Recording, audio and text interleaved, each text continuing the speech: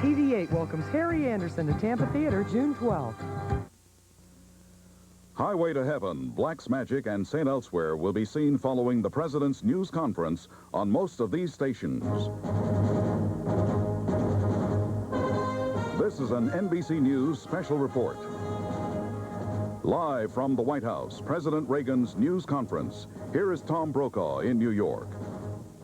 Good evening. This will be the first full-blown White House news conference in 2 months, and the subjects very likely to come up tonight: the Commission report on the Challenger disaster, tax reform now before Congress, new Soviet overtures on arms control, and once again, military aid to the Nicaraguan rebels, the so-called Contras.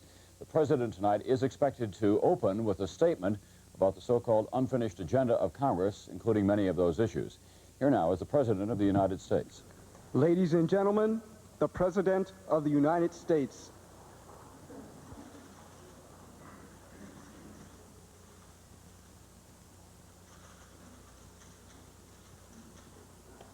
Good evening. Please be seated. I have an opening statement.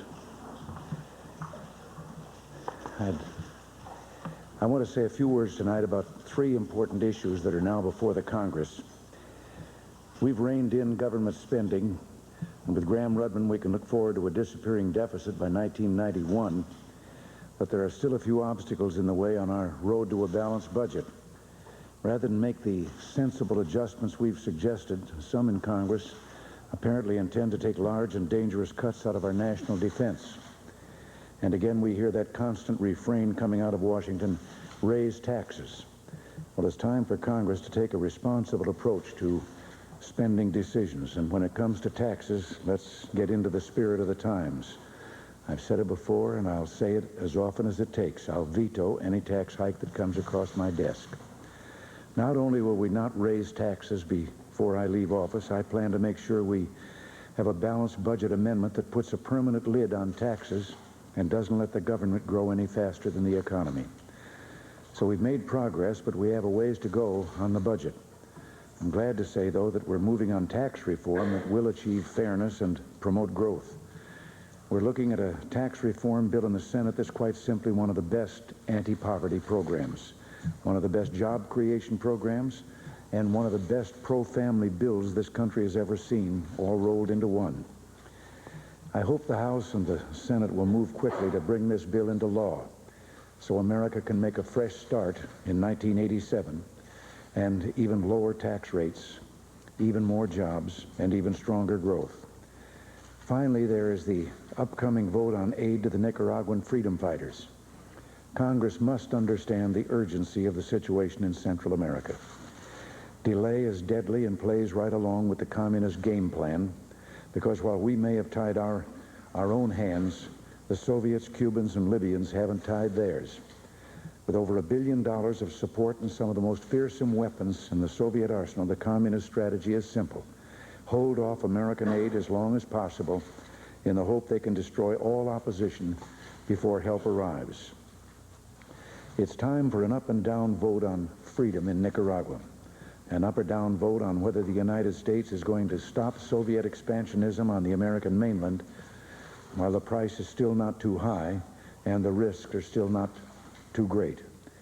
We must act now in a bipartisan way to do the right thing, to rescue freedom in Nicaragua and protect the national security of the United States. Now, Helen, it's your turn.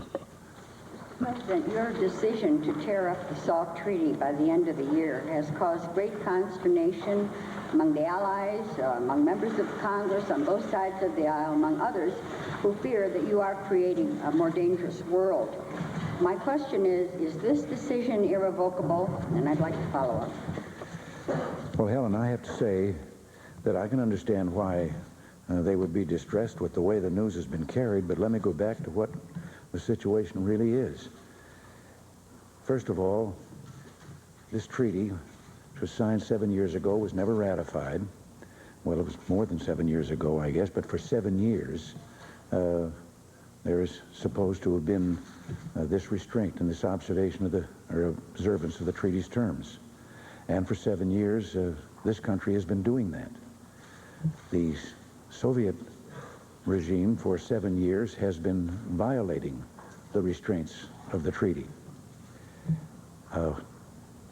We found it necessary or advisable to do away with 2 Poseidon submarines as we launched the last Trident, but that, I had to make plain, was not, while it did keep us within the constraints of the SALT agreement, that wasn't the reason. Had there been no SALT agreement, we would have done away with those 2 submarines or dismantled them because of the cost and the military value of them, or lack of it. But then what I said was that before we reached another point where this might be an issue at all, several months away, which has to do with the arming of the 131st B-52 with a new air-launched cruise missile. And in the interim period, I said that we could not go on unilaterally observing the constraints while the Soviet Union violated them and gained even greater superiority over us.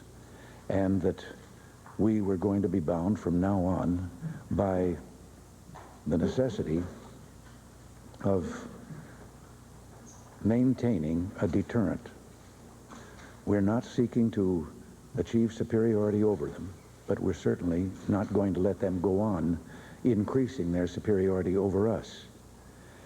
But I said, because we have these several months before that moment comes up, that we were going to do our utmost, since they themselves have talked of arms reductions, that we were going to do our utmost to see if we couldn't involve them in replacing the SALT Treaty, which first of all was never ratified, as I said, but second of all would no longer be in power if it had been ratified, because it was stated for a limited period of time, that if we could replace that with a realistic program of arms reduction, which has been my goal ever since I've been here. Now we have the first Soviet leader, to my knowledge, that has ever voluntarily spoken of reducing nuclear weapons, and we want to follow up on that.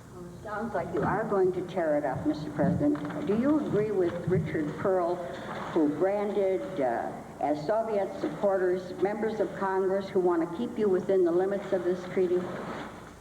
I'm not going to make any comment on anyone who wants to keep us, but I did find it rather strange that some of the senators who spoke very critically of me, without really understanding what it is that I've tried to explain about this, some of them were members of the Senate when they refused to ratify the treaty to begin with.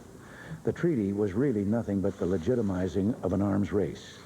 It didn't do anything to reduce nuclear weapons or the nuclear threat. All it did was regulate how fast and how much we could continue increasing the number of weapons. So I was always hostile to that particular treaty because it did not reduce weapons.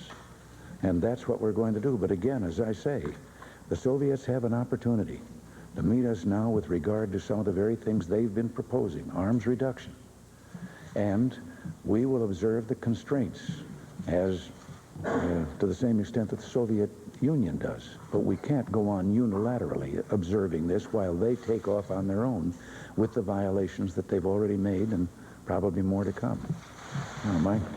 Mr. President, NASA is awaiting your decision on how to replace the Challenger spacecraft. Could you tell us tonight how you would finance a fourth orbiter?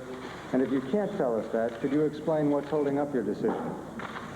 Well, for one thing, we're studying the report that we've received, and there are many things that have to be decided. There is a backlog now of space cargo that is supposed to be up there, and we have the problem of determining whether we shouldn't increase the number of unmanned launchers for many of those things that could put them in space, and then see where we can come with the believe me, I want to go forward, and I think we all do, with the shuttle program. But how soon we can get to that is a question. And in the meantime, should we emphasize more of the unlaunched to move on that backlog that we have of cargo that needs to get into space? So I don't have an answer for you on this, except that yes, I think we should go forward with another shuttle. If I may follow up, sir. Would that fourth shuttle, would you insist that that fourth orbiter incorporate all of the recommendations of the Rogers Commission when it is built? Well, again, we're still in the midst of studying that now that we've just received it, so I can't answer something as specific as that about that. Jerry? I have a two-part question, sir. You've left no doubt through your public statements of your determination not to permit Nicaragua to become another communist Cuba or Libya. What means are left to the United States if the Contras are defeated by any means whatever? Is a naval quarantine a possibility? I couldn't, and Jerry wouldn't comment on anything that might be further actions for us, because I don't think you could do that without informing them of anything we're thinking, and right now we have not. We have not planned for any contingency beyond aiding the Contras, because we think that, I got to stop using that word, that was the Sandinistas' title for them, and I don't like to do anything they're doing.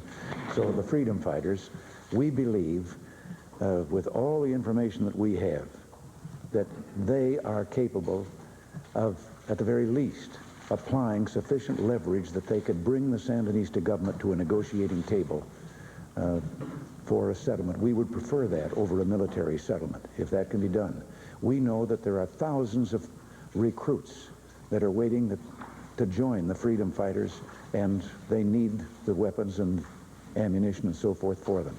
The other part of the question is, this week, in a speech, you likened Mr. Gorbachev to Castro, Arafat, and Gaddafi.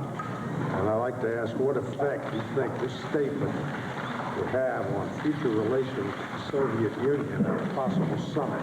I'm talking about the Georgetown speech. Yes, but I didn't think I lumped him in with them. The speech. I certainly then it was a bad choice of words, because I didn't mean to do that.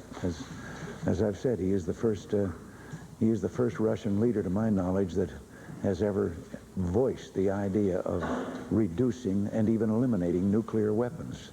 So I must have goofed someplace, because believe me, I don't put him in the same category. Gary? Mr. President, with the Supreme Court's decision today allowing a woman to have an abortion, yet again another Supreme Court decision, will your administration let this be the law of the land, or are you going to look for another case to press your position on this matter? Now, wait a minute. Hit me again here. I think I was still answering Jerry's question. Well, the Supreme Court decided today to not interfere when a woman's, right to have an abortion. Is your administration going to pick another case to fight this position, or are you going to let it stand as the law of the land? We're going to see if we interpret the decision right of the court. Their objection was not to what we were trying to accomplish, but the fact that evidently the regulations from HHS that we asked for were based on that previous bill that had to do with discrimination against the handicapped, and the court said they thought that this was putting the federal government, or they were getting into something that properly was the province of the state and all. So what we have to do is look for what is the proper way we can do this, because I feel very strongly that we're talking about a human life. And the case that prompted this entire act was one in which the determination is made that this life is to be taken away, and yet it isn't done as you would with an animal. It isn't done with a merciful putting to sleep or doing that. They can't do that. So instead they just let it starve to death. And I just don't think that if our Constitution means anything, it means that we, the federal government, are entrusted with preserving life, liberty, and the pursuit of happiness. Well, where do we draw the line? Can we say to someone, it's all right for you to, in whatever way you've chosen, dispose of this human life for whatever reason? And I think, I just don't think we're finished with this problem at all.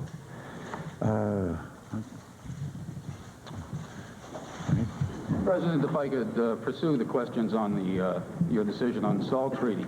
On one hand, you're saying that the Soviets have continued to increase their superiority over us. On the other hand, you said that the treaty did not constrain either side in terms of the arms race, and it's one of the reasons you were not for it. It really can't be both ways. At the same time, we've had a massive defense buildup, the Reagan defense buildup. Which way is it? Have the Soviets been able to increase superiority over this period of time, or has the treaty not been able to stop them? They have, no, it hasn't been able to. The treaty actually set limits, as for example, that you could only have one new type of weapon now that you could develop that didn't exist, and they have developed two instead of one. And this was a violation. It also set numbers and figures so that it was a restraint to the extent of just not an all-out arms race with no limit on the way you could progress. But when you say about achieving, remember, we're still playing catch-up. They were building when we were dismantling. And we feel that, as I've said before, there's no way that we can allow them to reach for and get a superiority.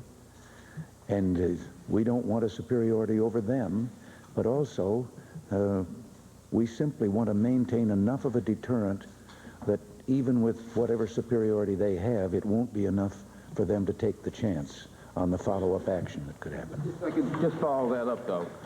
At the same time, your own arms control director, Mr. Edelman, has said that the Soviet violations have not had any great military significance.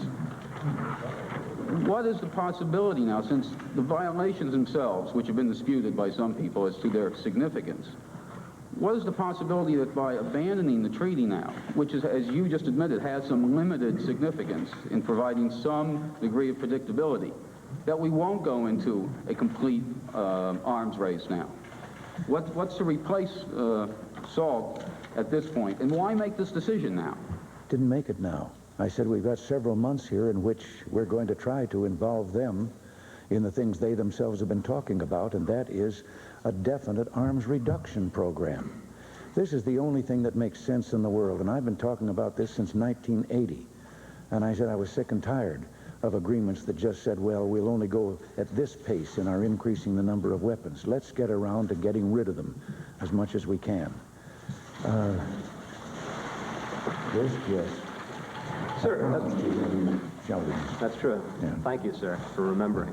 A couple of weeks ago, you said that the problem of the hungry people in America is not due to the fact that they don't have food and the ability to get food, it's that they don't know where to get it. And some poor people we talked to at the time said, you're blaming the hungry people for being hungry. You're putting the blame on them.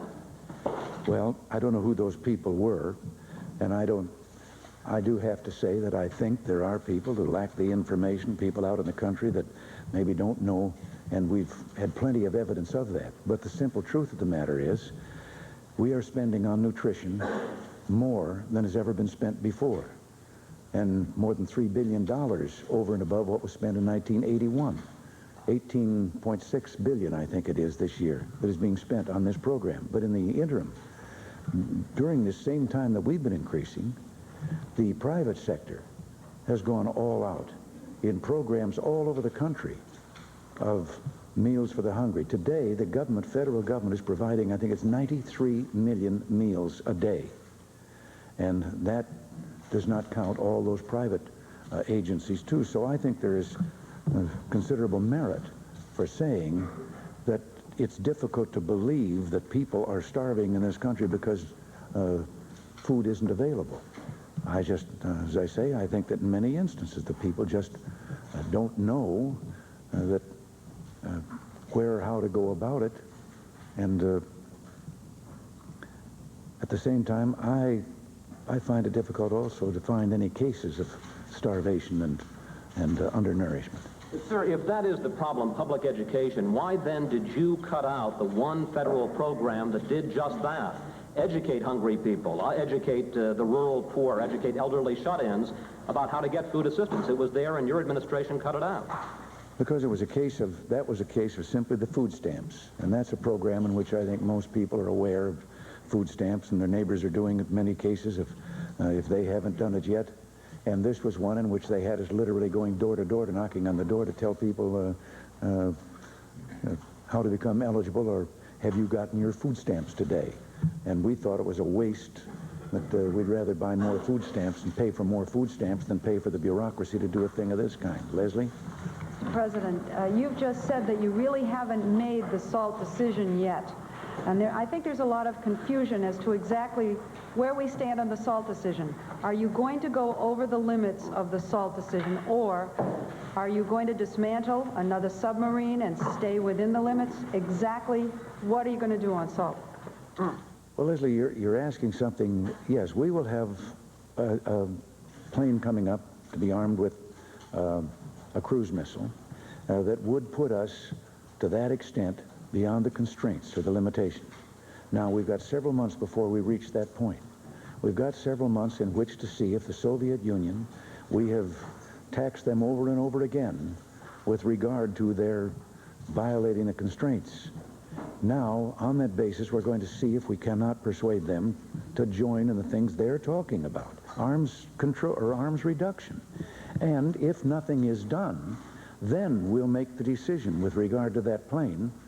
There are reports that today in Geneva, the Soviets made a new proposal on reducing long-range strategic missiles. Is this the kind of proposal you've been looking for, and has it changed your opinion of what you're going to do on SALT? I can't comment on it because of the confidentiality of the situation there in Geneva.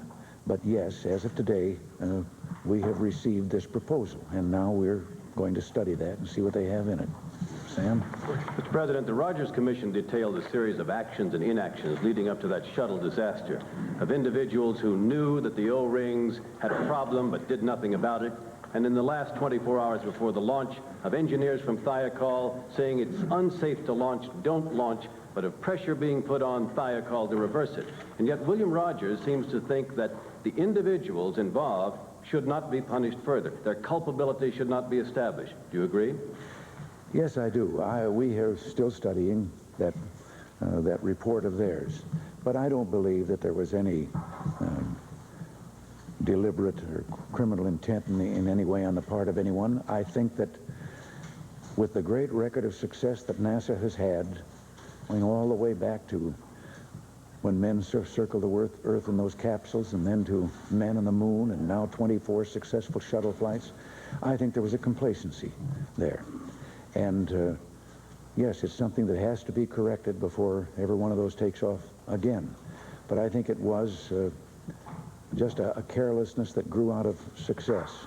And I think that it's time for us also to remind ourselves of the tremendous record that NASA had, and help now in the restoration of the program and their going forward, and to see that this cannot happen again.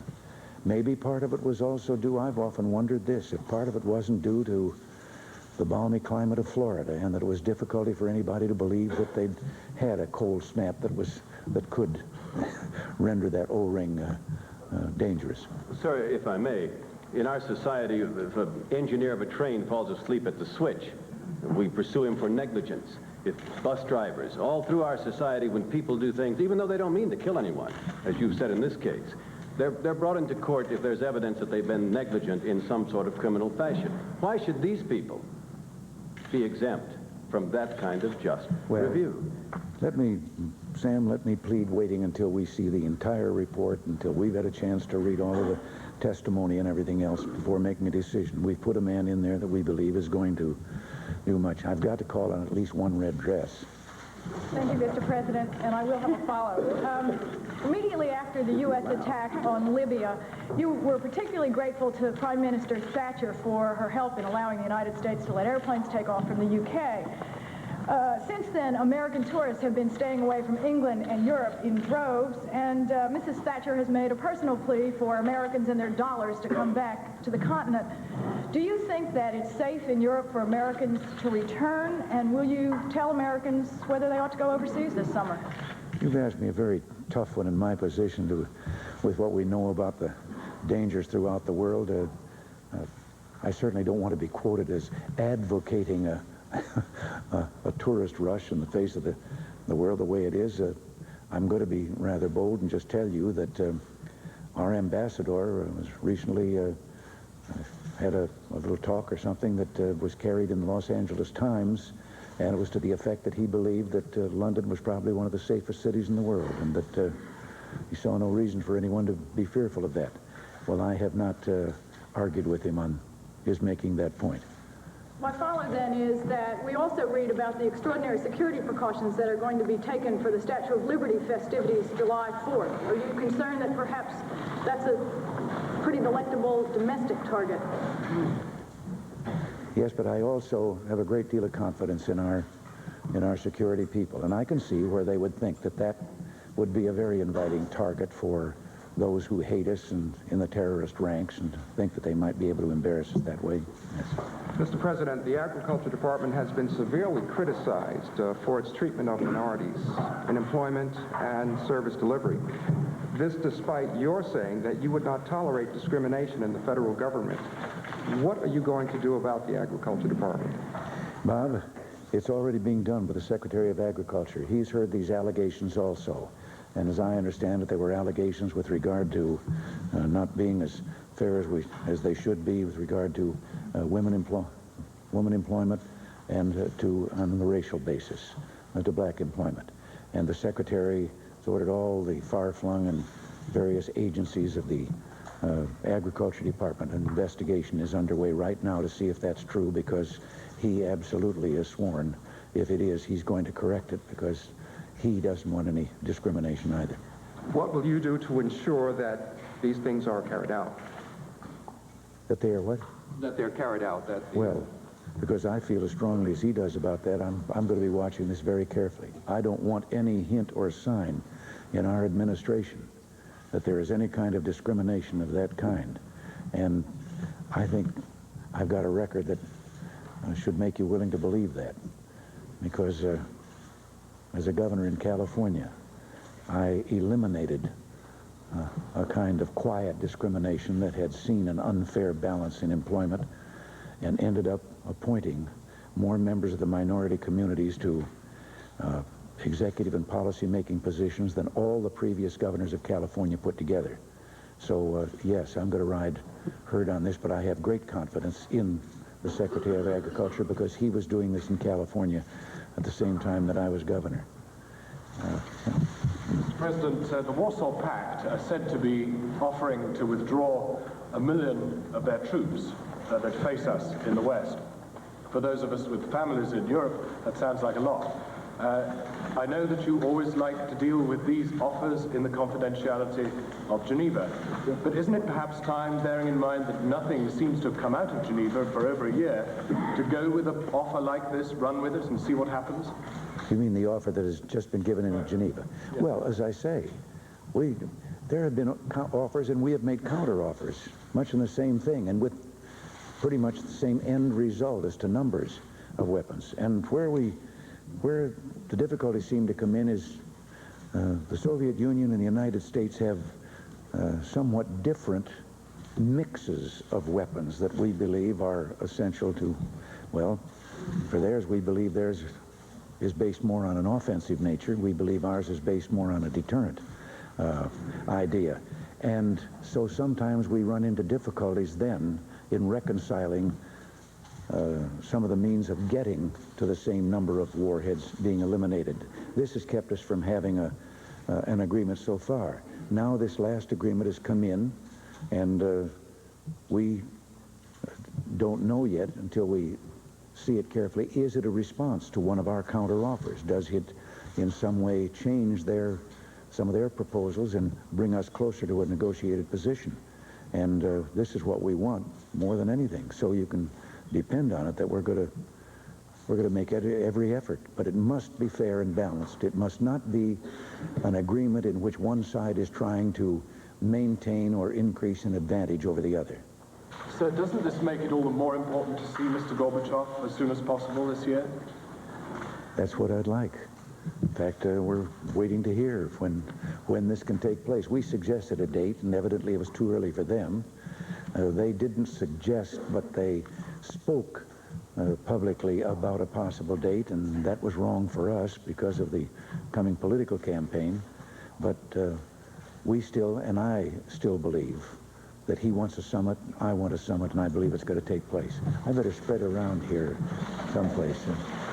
Mr. President. No. There. With the red flower. With the red flower or the red coat? Red flower. Mr. President, the Pollard spy case has precipitated some confusion within your administration over the matter of how much Israeli spying there is in this country and if it goes beyond the Pollards. The Justice Department officials are telling us that it goes beyond the Pollards and they're continuing their investigation. The State Department officials have told us that there's no more Israeli spying here and they're satisfied and they seem to want to put an end to it. I wonder if you could clear up this confusion. Well, the only thing I know is that the Israeli government has assured us as much as they can that they have never had any program of trying to get intelligence information from our country or doing any spying on us. And so far, as I say, the Justice Department has said they will look to see if there is anything that they can find out. But so far, there's been no evidence presented to us from anyone. Well, what if they do come up with some evidence? What would you do? Then I think we'll have to deal with that then and find out whether it's a surprise to the Israeli government, whether someone was off playing their own game or not. Federal Reserve Chairman Brokaw made an unannounced trip to Mexico this week to discuss that country's financial problems. Are you worried that Mexico might unilaterally default or default on payments or totally default on its foreign debt? Well, I think this is a possibility with not only Mexico, but a number of other countries that are having these debt problems that and much based on the high interest rates of the past before we reduced inflation. And obviously, we'd like to be of help to them within the framework of the agreements that were reached in Korea by Senator Baker, or by Secretary Baker. And we want to be of help as much as we can. Mexico is a next-door neighbor. Our fortunes are linked on many fronts, and so we want to be of as much help as we can, and that was the reason for his trip. It's over already? You want to say? You're welcome to stay, Mr. President. Why don't you? No. Why don't you ask questions that can be answered yes or no? You want him